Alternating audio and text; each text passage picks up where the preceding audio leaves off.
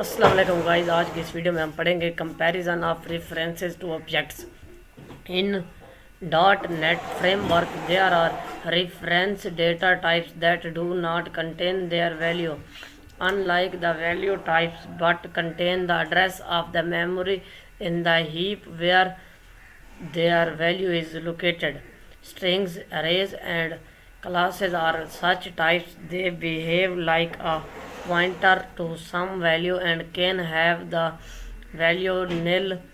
Example, no value. When comparing reference type variables, we compare the address they hold. Example, we check whether they point to the same location in the memory. Example, to the same object. Two object pointers can refer to the same object or to different objects, or one of them can point to nowhere. To have null value. In the following example, we create two variables that point to the same value object in the heap.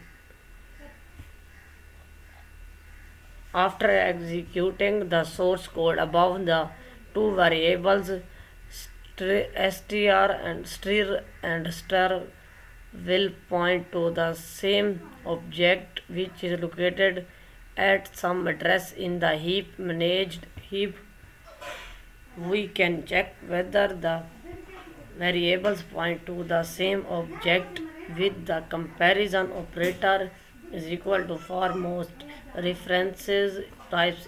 This operator does not compare the content of the objects but rather checks if they point at the same location in memory. Example, if they are one and the same objects, the size comparison greater than smaller than greater is equal to smaller is equal to are not applicable for object type variables. The following example illustrates the comparison of references to objects. If we execute the sample code, we will get the following result: stir is equal to where, another stir equal to where, third stir is equal to where true false, because the strings used in the examples instances of the class system. String defined by the keyword string in C hash are of reference type. Their values are set as objects in the heap. The two objects stir and third star have equal value but are different objects located at separate addresses in the memory.